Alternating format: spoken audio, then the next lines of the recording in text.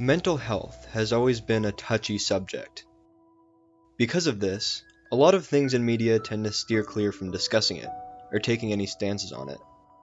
But, every once in a while, they take the chance. Celeste is a platforming game made by a very small team of people. Despite this, the game is still gorgeous and has masterfully created gameplay, and, at the heart of it all, is an extremely meaningful plot about mental illness. The game is about a girl named Madeline, who wants to climb Celeste Mountain. She doesn't know why, but she knows that she has to do it. Just like us playing the game, she doesn't know why she's there. At the base of the mountain, she meets an old lady who tells her that she won't be able to climb the mountain. This obviously frustrates her, but after leaving the old lady, she does almost die by falling from a collapsing bridge. This causes her to question herself. Will she really be able to climb the mountain? But, after Madeline begins to doubt herself, we're given a message that we will need to remember throughout the rest of our game. You can do this. As Madeline rests from her first day of being on the mountain, she starts to realize that Celeste Mountain is very unusual, something that the old lady had warned her about. Madeline stumbles upon a mirror in a cave, but there's something very strange about it. Her reflection doesn't look the same as her. Suddenly, the reflection breaks out of the mirror into the real world. This reflection calls herself a part of Madeline and tells Madeline that she's not a mountain climber, that she can't handle it. When Madeline refuses to listen to this part of her and continues to climb the mountain, the part of her outright attacks Madeline. Out of fear, Madeline chooses to run from this part of her. She's scared by it, and all she wants is to get away from it. In the next chapter of the game, Madeline comes across an old broken hotel with a nice man at the counter. She tries to help him and be as polite as possible, but then the part of her returns. It lashes out at the man, screaming at him, and attacking what he cares about.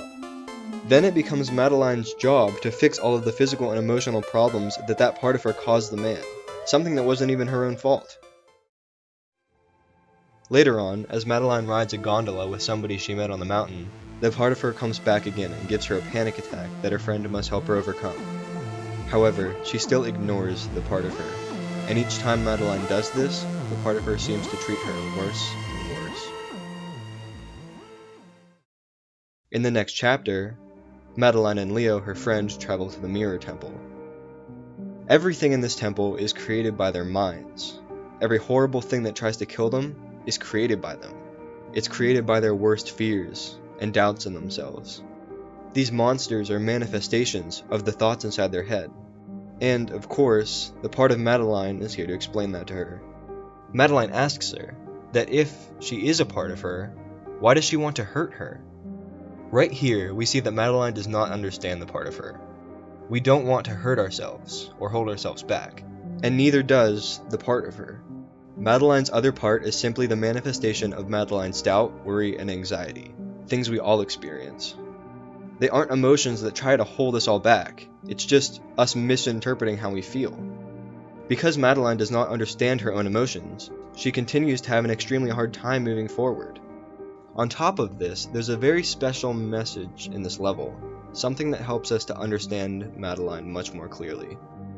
If you take the song played later in the Mirror Temple chapter and reverse it, you can hear words whispered by a girl over her tears. She says, "Sometimes, I don't really know what's going on anymore. I don't know who I am. I just look in the mirror and don't know who I'm looking at, or who's looking at me. I think a lot about where my train of thought is going. It's not always a good place, and it scares me. I don't like scaring myself. I don't." We see that Madeline misunderstands her own emotions so much that she doesn't even recognize herself in the mirror. But we see a change in Madeline as she exits the Mirror Temple. She seems happier, and she's almost to the summit of the mountain. She also decides, after talking to Leo, that she's ready to face the other part of her and tell her what she thinks. So, Madeline confronts her.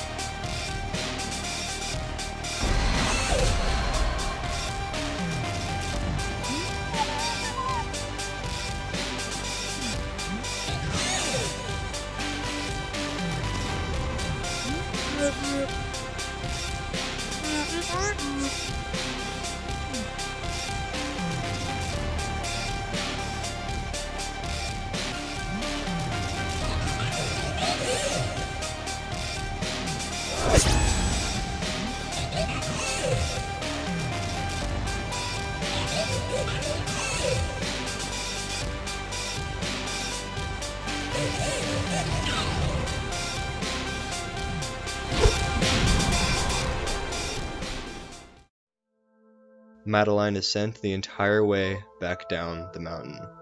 Madeline still doesn't understand the other part of her, and is now at her lowest point, both mentally and physically, at the bottom of the mountain.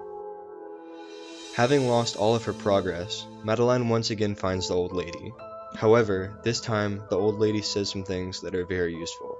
She says that Madeline is angry with herself, and that the other part of her is just scared. The issue is how Madeline is treating herself and the other part of her. We should not try to run from our problems and doubts. We need to accept that they're there and care for them and nurture them until they get better. We should try not to run from our problems and doubts. We need to accept that they're there and care for them and nurture them until they begin to get better. Madeline doesn't want to be this way, but it's that part of her that she must learn to accept. Madeline finds the other part of her and tells her that she's sorry, that in order to climb, they have to work together. The other part of her does not agree at first, thinking that Madeline still just wants her gone. But Madeline puts in the time and effort into understanding her. Once they agree to work together, Madeline is given an extra boost in the game, showing how much stronger she is whenever she loves and trusts herself. Now that Madeline is working with herself, she has the strength and dedication to finally climb Celeste Mountain. All of us have that part of ourselves that tell us we can't do it, that we can't reach our goals. A lot of us hate those parts of ourselves and try to ignore them, but that only makes them worse. However, if we learn to work with those parts of ourselves instead of pushing them aside, we are able to achieve our goals. And the same way Celeste helped me climb my mountain, I hope it helps others too.